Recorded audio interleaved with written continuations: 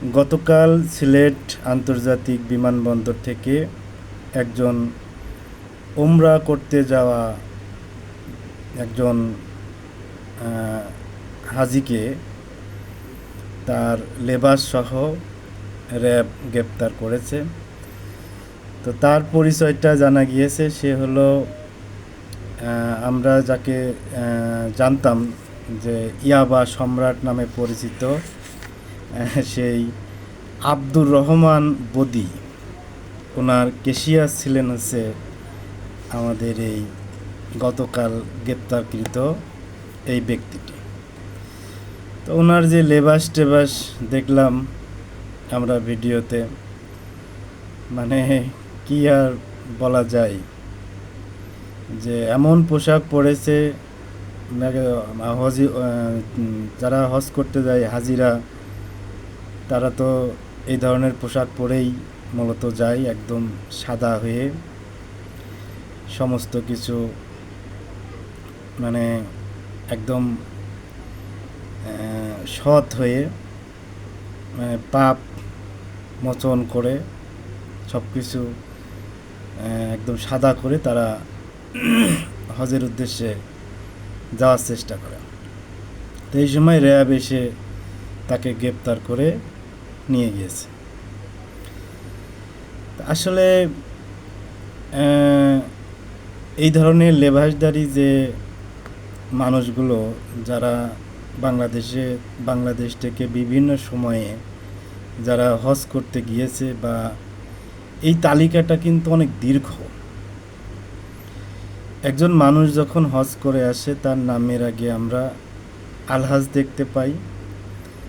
তো আলহাজ এমন একটি শব্দ বা এমন একটি টাইটেল যেটা আমরা আমাদের সমাজে যার নামের আগে আলহাজ শব্দটি থাকে, আমরা সচরাচর তাকে একটু ভিন্ন চোখে দেখি, তাকে একটু সম্মান করি। তো বাংলাদেশের ক্ষেত্রে যদি এই আলহাজদের যদি এই অবস্থাটা হয়, তাহলে বিষয়টা কিন্তু খুবই একটা দুঃখজনক ব্যাপার।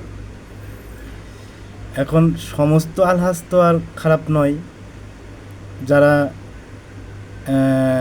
প্রকৃতপক্ষে ভালো মানুষ, যারা তাদের কষ্টার্জিত অর্থ, বৈধ পথের অর্থ দিয়ে যারা হজ করে আসে, তারা তো অবশ্যই সম্মান পাওয়ার প্রাপ্য তাদের আছে। কিন্তু এই যে ভেজাল যে হাজিগুলো এর মধ্যে ঢুকে নামের আগে এই যে আলহাজগুলো লাগিয়ে ফেলে, এই কারণে আমরা সাধারণ মানুষ আসলে খুবই বিব্রত। মানুষ, একটা সমাজ, একটা রাষ্ট্র তখনই এগিয়ে যায় যখন টাইটেলধারী মানুষগুলো সৎ হয় এবং তাদের সততা দেখে দেশের মানুষ তাদেরকে রেসপেক্ট করে, তাদেরকে ভালোবাসে এবং তারা আরও বেশি ভালো ভালো কাজ বা আরও বেশি সততার দিকে ধাবিত হয়। কিন্তু বাংলাদেশের যে হাজিগুলো, বেশিরভাগ হাজির তো যে করুণ পরিস্থিতি, যে অবস্থা আমরা দেখি, তাতে তো মানে আমরা আসলে খুবই মানে মানসিকভাবে আমাদের একটা বিব্রতকর পরিস্থিতিতে পড়তে হয়। তো এমন হাজি বাংলাদেশে কিন্তু অসংখ্য ছিল। যেমন এই যে সদ্য বিদায় নেওয়া সরকার, স্বৈরাচারী সরকারেরই যারা মন্ত্রী আমলা ছিল, তারা অনেকেই হাজি। এবং আমরা দেখতে পারি যে আমাদের যারা রাজনীতিবিদ, যারা আপনার সংসদ সদস্য বা নির্বাচন করতে যায়, তাদের নামের আগেও বেশিরভাগই থাকে আলহাজ। তো মাঝে মাঝে আমি চিন্তা করি যে এই আলহাজ এই শব্দের মধ্যে আসলে কি আছে, যে এই শব্দটা নামের আগে যুক্ত না হলে মনে হয় নির্বাচন করা যায় না, মানুষের ভোট পাওয়া যায় না। এই জন্য আপনারা লক্ষ্য করবেন যে বেশিরভাগ সময়ই আমরা দেখতে পাই আলহাজ অমুক, আলহাজ তমক। যেমন এই গতকাল আরেকজন গ্রেপ্তার হয়েছে, তার নামের আগে তো একবারে যুক্ত হয়ে গেছে হাজী সেলিম। তারপরে আমাদের সেই খেলা হবে নারায়ণগঞ্জের সেই প্লেয়ার, ওনার নাম তো আলহাজ শামীম ওসমান। তারপরে যে আরেকটা ছিল টাকা পয়সা লুটপাট করে সব শেষ করে দিছে, আলহাজ বেনজির। তারপরে আপনার ছাগল কাণ্ডে যে কিছু একটা লোক ধরা পড়ছিল, সরকারি কর্মকর্তা, সেও আলহাজ। তারপরে আমাদের এই যে সবাই যেটা পরিচিত যে মোটা আজিজ, সেনাবাহিনীর ছিল, প্রধান ছিল, সেও কিন্তু হাজি। তো এত হাজি হাজি দিয়ে মানে দেশটা যে চালাইতে গিয়ে এত দুর্নীতি কি করে আসে? কারণ ভালো মানুষ তো মানুষ চায়, কিন্তু এরা এই যে এই হজ করে করে করে এরা যদি পরবর্তীতে দেশের সম্পদ লুণ্ঠন করে, দুর্নীতি করে, অনিয়ম করে, তো আমরা যারা সাধারণ মানুষ তাদের সবারই হয়তো মনের মধ্যে একটা এরকম একটা চিন্তা আসে যে আসলে হজ করে, হজ হচ্ছে, হজটাকে আসলে ঢাল বানিয়ে ফেলা হয়েছে এই চোর চারটা, লুচ্চালম্পট, দুর্নীতিবাজরা তাদের এই অপকর্মগুলো ঢাকার জন্য তারা এই হজগুলো করে থাকে। তো এই হজ করার মূল কারণটা আমি একটু দুইটা ভাবে ভাগ করেছি। একটা হলো, হজ করলে একটা মানুষের নামে যখন আলহাজ থাকে তখন স্বভাবতই একটি সমাজে বা রাষ্ট্রে তার একটা ভালো গ্রহণযোগ্যতা আসে, এই একটা বিষয়। আর আরেকটা বিষয় হলো যে আমি যতটুকু জানি যে একটা মানুষ যদি হজ করে তাহলে যেহেতু কাবা শরীফ মুসলমানদের পবিত্র স্থান, আল্লাহর ঘর নামে পরিচিত, তো সেখানে যদি হজ করে তাহলে আমি যতটুকু জানি যে একটা বান্দা সে যদি ক্ষমা চায় তাহলে তার বিগত দিনের যে পাপ বা বিগত দিনের যে আপনার হচ্ছে খারাপ কাজটা, এগুলো হয়তো মানে মাফ হয়ে যায়। আমি ইসলামী বিধান সম্পর্কে এত খুব একটা যে গভীরভাবে জানি তা না, তো এরকম একটা বিষয় আমি জানি, হয়তো আরও ফাঁকফোকর আছে, সেগুলো যারা ইসলামী স্কলার আছে তারা জানেন। তো এই যে এইসব হাজিরা তারা টাকা খরচ করে কেন হজ করে, তার মূল মানে বিষয়টা আমি দুইটা ভাবে ভাগ করার চেষ্টা করেছি। একটা হলো যে তারা সামাজিক একটা মর্যাদা চাই, যে যখন নির্বাচন করতে যাবে তখন তাদের নামের আগে যদি আলহাজ থাকে, তার প্রতিপক্ষের নামের আগে যদি আলহাজ না থাকে, তো তখন জনগণ হয়তো দেখবে এটা তো আলহাজ আর ওইটা তো আলহাজ না। কারণ আমাদের বাংলাদেশের মানুষ তারা কিন্তু সবসময়ই আপনার মানুষের বাহ্যিকতাটাকে একটু বেশি দেখে, এবং কে কত ডিগ্রিধারী এবং কে কত একটু পড়াশোনা বা অন্যান্য টাইটেলধারী, এইগুলো কিন্তু আমরা এটা একটু সচরাচর দেখি, সেভাবেই কিন্তু আমরা অনেক সময় রেসপেক্ট করি, ভালোবাসি। তো এটা একটা কারণ হতে পারে।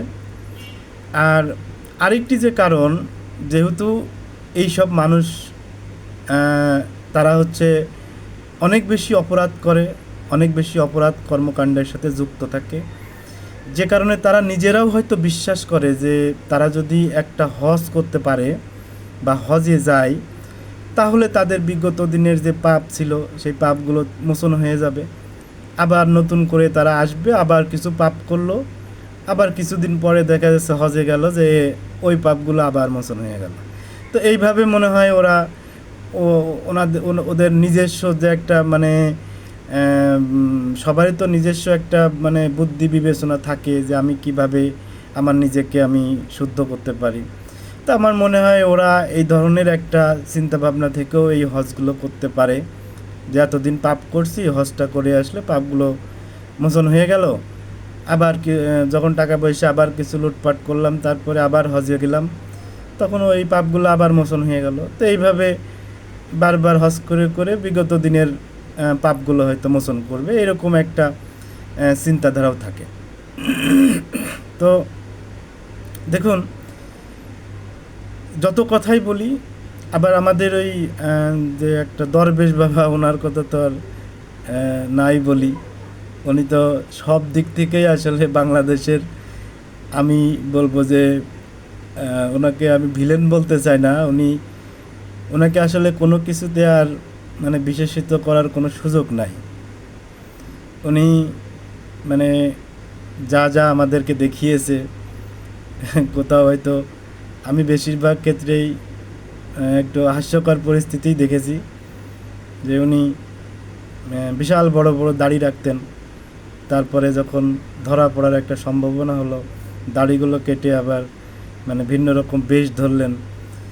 তো এরকম মানে এই যে যারা সমাজে, রাষ্ট্রে যারা উচ্চ পর্যায়ে যারা থাকে, মানে তাদের এই ধরনের যে একটা মানে পরিস্থিতি, মানে পার্সোনালিটি হীন এবং পার্সোনালিটি যেটা মানে নষ্ট হয়েছে, নষ্ট হচ্ছে পার্সোনালিটি।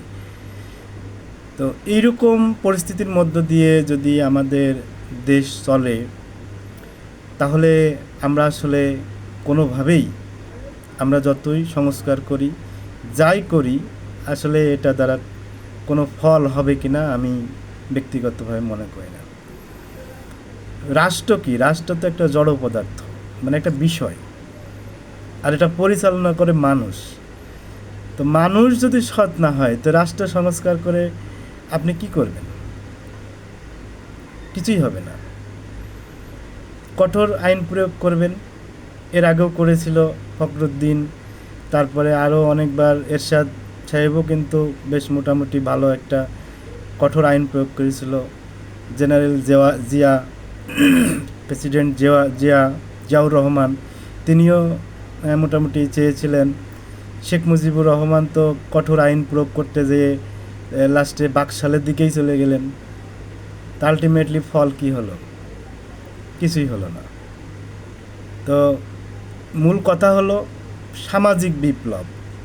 এই যে যারা এই দুর্নীতিবাজ, চোর ছাত্র যারা আছে, এরা এই যে মানে মক্কার মাটিতে এরা এক প্রকার মানে পবিত্রতার একটা